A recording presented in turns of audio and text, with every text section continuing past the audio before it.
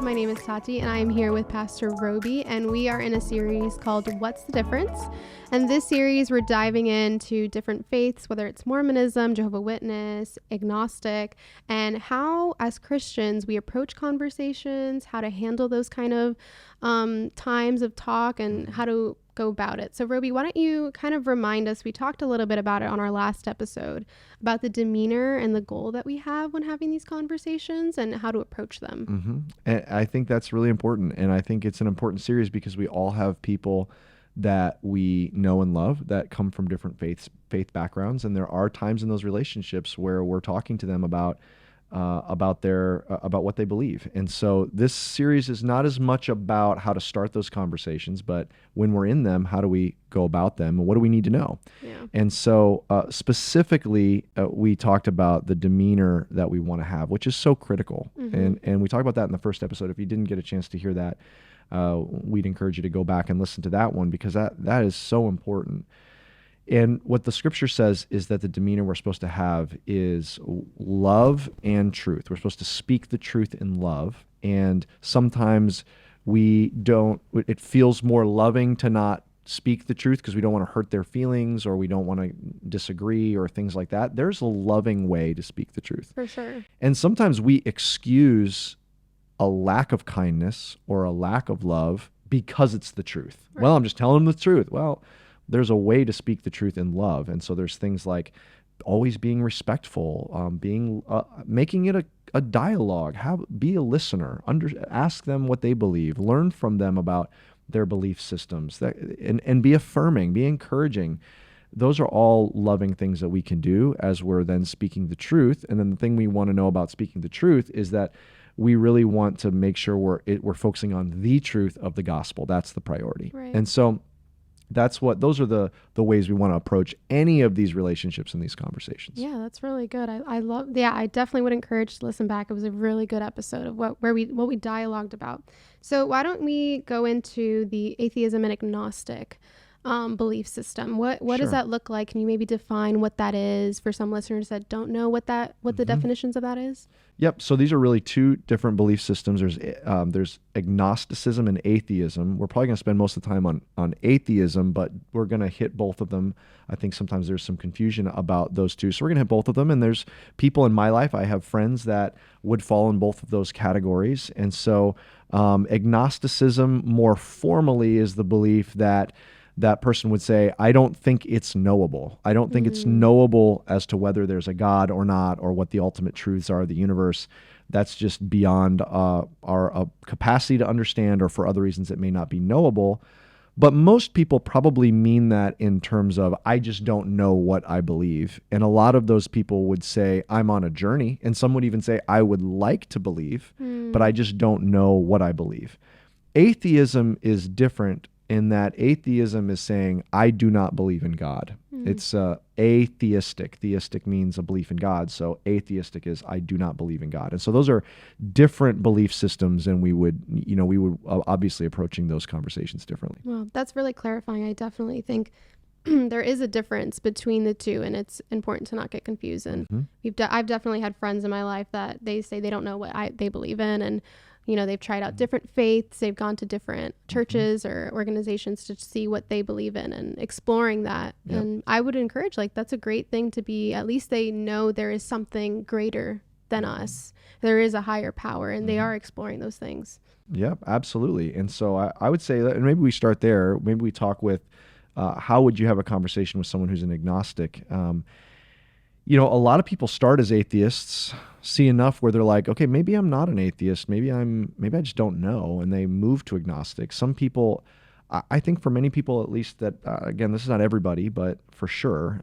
But many people that I've talked to, that they're on a journey. And when they're saying they're agnostic, that means, like you're saying, that they're seeking. And so that's important. And so what I would just say again, we're going to probably spend most of the time on atheism, but I'd say for someone who's an agnostic, don't rush them. They're on a journey. The Holy Spirit is driving that journey, I think you can assume. Right. And so one of the best things you can do is just share your journey, and invite them along on your journey. And if they're like, I don't know what I believe, that's really an open door. Like you said, Tati, well, why don't you come to church with me? And there's no pressure to believe what I believe, but it'll give you an opportunity to explore something that's really given a lot of life to me. And like we talked about in the last episode, the gospel is maybe most irresistible when it's expressed from what the impact it's had on my own story, because they know you and they can't debate your story. And so as they're on their journey, you can share how Jesus has impacted your journey and invite them along to be a part of it. And so just walking with them alongside them in patience is so key for someone in that place. I think it's important to definitely see that as like an opportunity to be that they're willing to even listen, you know, because they are in that journey of searching and trying to find something to believe in. So it's definitely an opportunity that I would just definitely take up and just say, you know, there's no strings attached, like no pressure, just come on and try it out and see how you feel, like, and let's talk about it after. Did you have questions? Do you want a deeper understanding? Do you want to put a Bible in your hand? Like, stuff like that. I think it's really key. And I think for if you're watching this and you are that person that would say, I think I'm an agnostic, if you have a friend that is reaching out to you, it is not because, hopefully, it's not because they're just trying to force you to believe what they believe, as if they get, you know, just like a prize or something. Like brownie points. Yeah, it's that they have been so deeply impacted by something, and they just love you and want you to experience what they've experienced as well. Yeah, that's so good. So why don't we talk a little bit now about atheism? What does that look like? What's their structure like? Well, of course, atheism can look many different ways, and of course, every person is different, and we wouldn't want to do kind of the risk of these kind of podcasts is putting really broad strokes over people. We would never want to do that. Every person has their own journey that they're on. But atheism formally just means someone does not believe in God. And I would say if someone comes to that place of atheism and would call themselves an atheist, obviously they have some journey they've been on and some course of study. And so usually there are people that is an atheist. Most of the people that I've talked to, again, it's not everybody, but often they have logical reasons that they don't believe in God. It's typically, in the more popular setting, it is really driven by logic. Maybe they have a real profound love for science, and they believe that science explains anything, and so then their view of the spiritual side of the universe is that to them just seems like fantasy or make-believe. Right. And so for some people there is maybe deeply philosophical reasons, you know, like there are philosophical arguments against the existence of God, in the same way there are philosophical and scientific, by the way, arguments for the existence of God as well.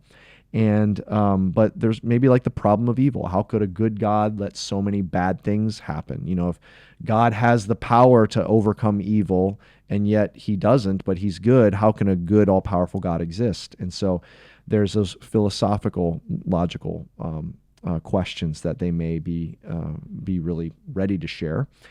Sometimes it's just contradictions in the Bible. Maybe there's things that they look at about Christianity and they're like, I look at, or maybe it's Christian history, you know, it has something to do with the Christian faith in particular. And maybe they grew up in the Christian faith or in the church and they're reacting against that and just say, look, I've just seen too many bad things in church history or bad things with religion. Religion causes all the wars in the world and all the bad things come from religion, or there's just too many contradictions in the Bible. And so there's a lot of logical reasons behind that. There are some people that their atheism is pure logic, but I would offer that, and I say this really delicately and respectfully, because if you're watching and you are come from an atheistic perspective, I do not in any way mean this to make any assumptions about you or that this would be offensive. But many that I've talked to about many of my friends that come from an atheistic background, there is a lot of emotion behind their atheism. And they're aggressive and sometimes aggressive, or they're just very passionate about their atheism. They're ready to talk about it. Right.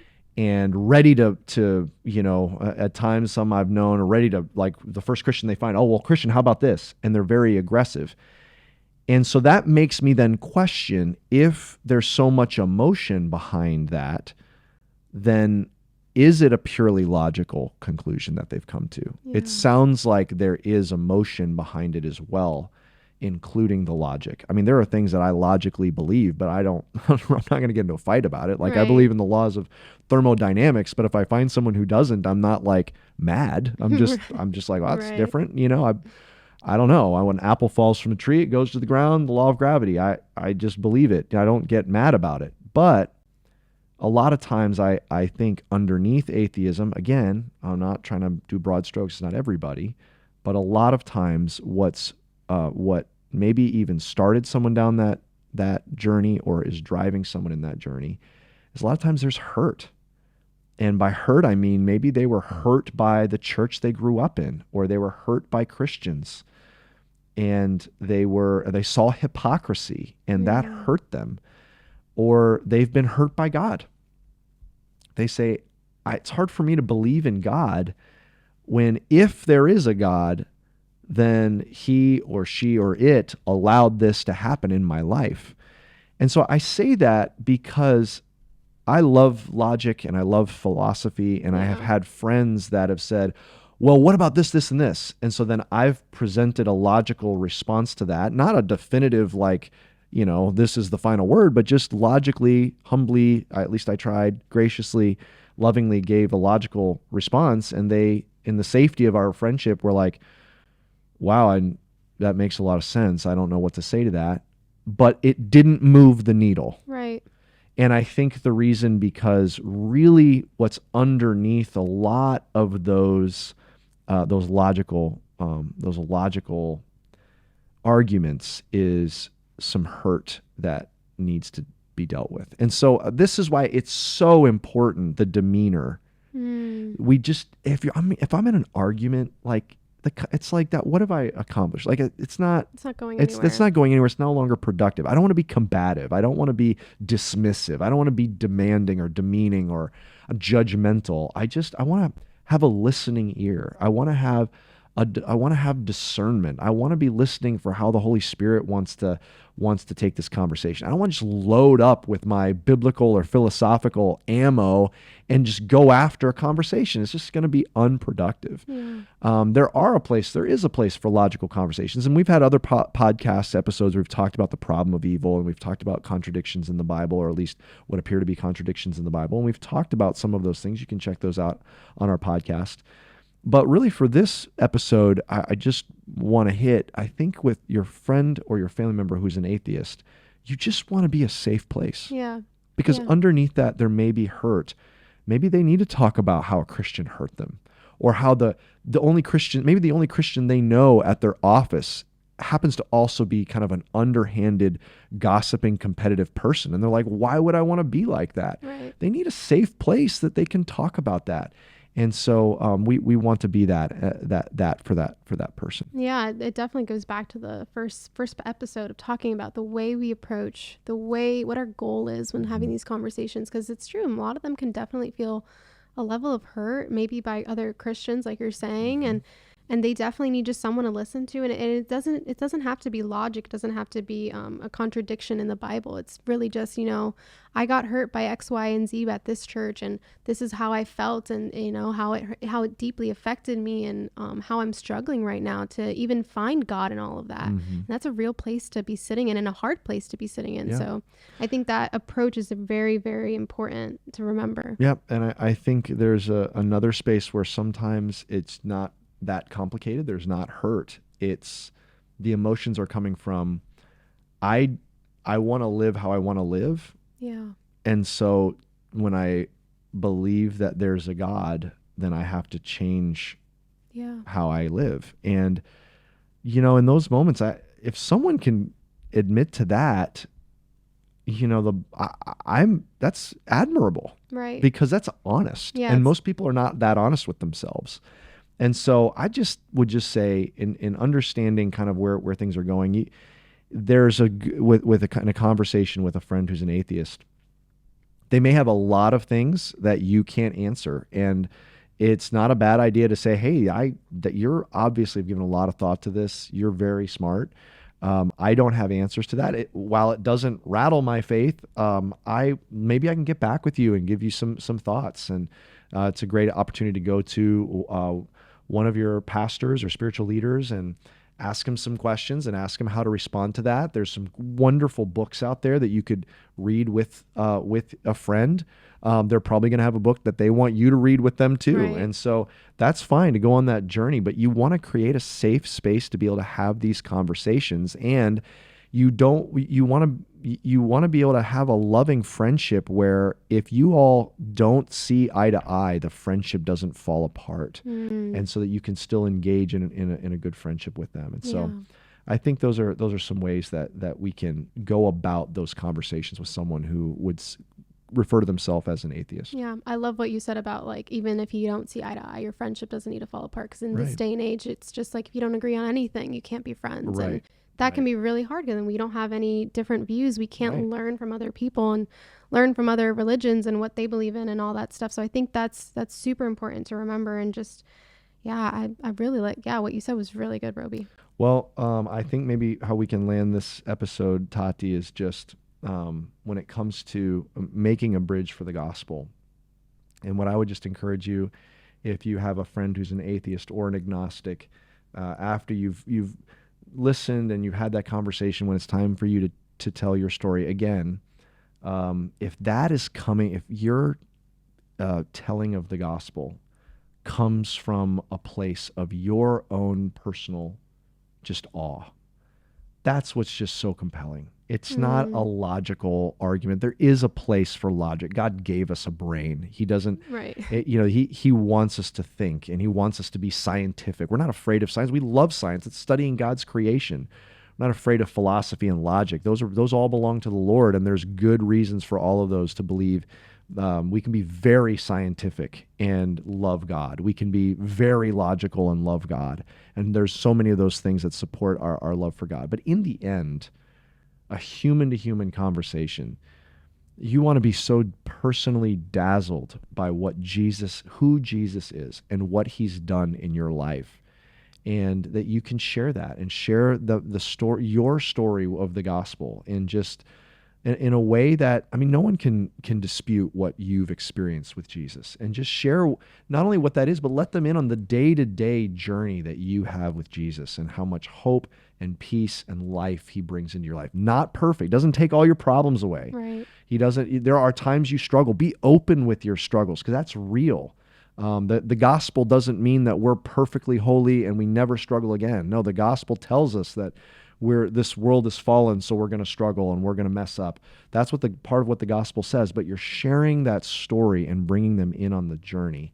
That's a loving friendship, and that's something that your story is really indisputable. Yeah, I think reminding them too, that just because we are Christians, it doesn't mean we don't struggle. We don't go through trauma or tragedy, and you don't want to also make a false promise like, oh, your life's never going to have a problem again. You want to be real and be like, I've still struggled and I've dealt with different things being a Christian, but that doesn't mean that God hasn't given me a hope and something to look forward to, and knowing that things will be good and things will get better, and that you can look forward to that, because you don't want to also give them a false hope of what our faith can look like. Absolutely. Yeah.